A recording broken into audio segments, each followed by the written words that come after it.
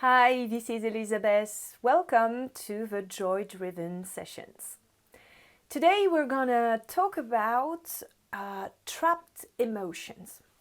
Trapped emotions is something that can prevent you from evolving the way you want because, as you know, to become something that you wanna embody, you have to align with where you wanna be and not where you are.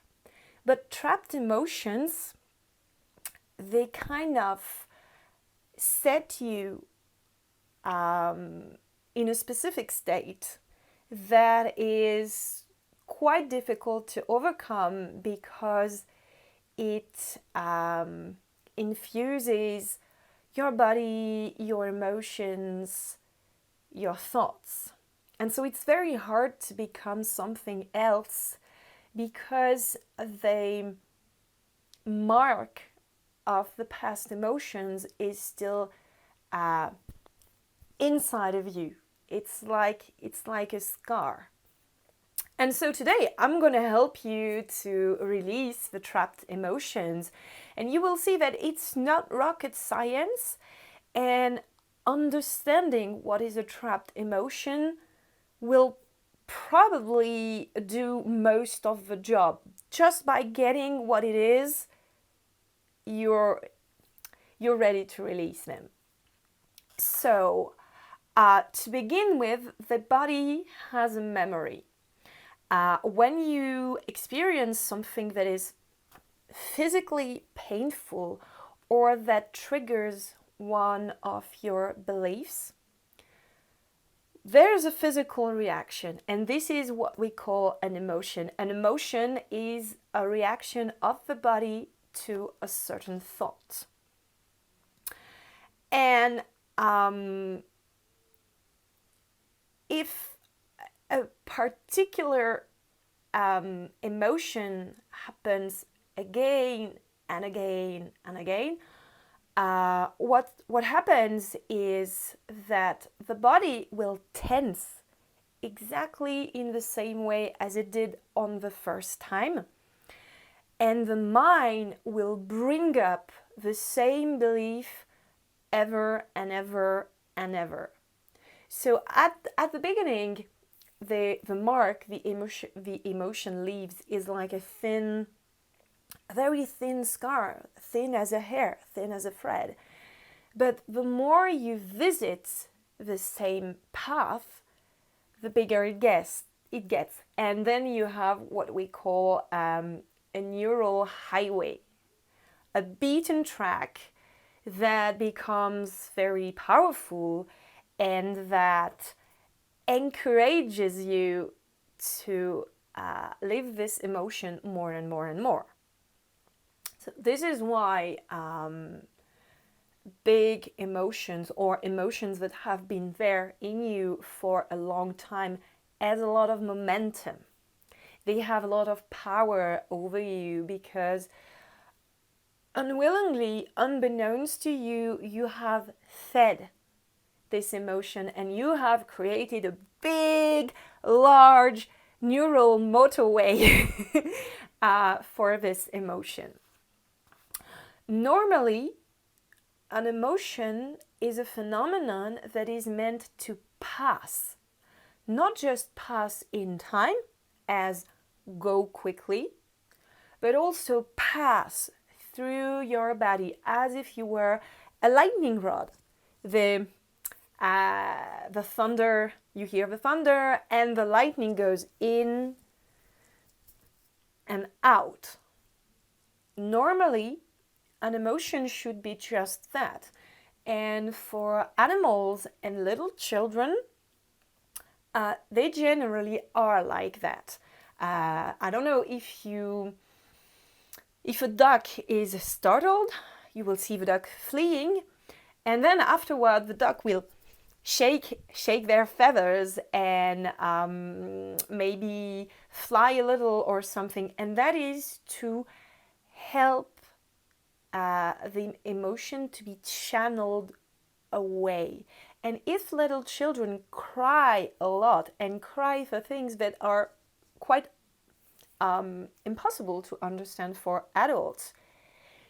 It's because the crying channels away their emotions so they can regain emotional stability. Because when you're a little child, basically everything frustrates you, frightens you, or hurts you. You're learning to walk, you fall all the time, and this shakes your body. This is unsettling. And if they had to store all the emotion that it creates for them, their life would be a nightmare. So they need to evacuate the emotions by means of crying, throwing a tantrum,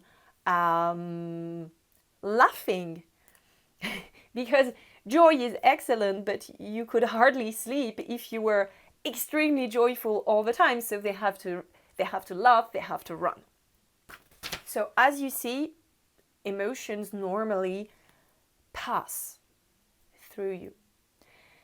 They stay, they get stuck when the mind meddles with this process and when the mind labels the situation according to the beliefs we have. And then a link, like a chain link, is formed between the mind's belief and the body's emotion. And this is when the emotions get trapped inside of our body. All of our beliefs, including the negative one, are primarily designed to protect us. They don't protect us. They weaken us. But our mind is solely trying to help us. This is why beliefs are so strong, and this is why the links between emotion and beliefs are so strong too. So one way to set free and to channel out your emotions is to feel them, just like the little children or the animals. Feel the feeling, drop the story, which means leave your mind out of the equation. If your mind is here to again label this emotion, it will reinforce your belief and it will say, oh, this is not safe, you should not go there, you will be laughed at, you will be rejected, and then the emotion cannot go out. And what we actually call meditation is the ability to go down inside our body and to allow and follow the emotion. Just like a physical sensation, you're paying a lot of attention to. You place your consciousness in the part of your body that is tense, that is constricted. You place your consciousness where the emotion is, and you simply follow its path out. If you really follow it, you will create an exit, and the emotion will be able to be released. It might be difficult for you if the emotion is particularly painful, because your mind will always be present. I've noticed that in Reiki, I'm a Reiki master, we get cycles in the clearing and erasing of our energies. And there's a part of the cycle when we suddenly get emotions that have nothing to do with what we are currently living in our life. And these emotions, they can be felt without your mind being triggered. And that is a signal to the effect that the emotions are cleaning and erasing. And you need extra energy for this clearing process. It's very difficult. I think you almost cannot channel trapped emotions out if you are energetically depleted, if you are burnt out, tired, or overwhelmed. So if you are having very difficult, painful emotions, you need to take great care of yourself, and you don't want to just bang on your emotional pattern with a hammer to get them out, get them out, get them out. Be gentle. Simply hold the intention to release them and create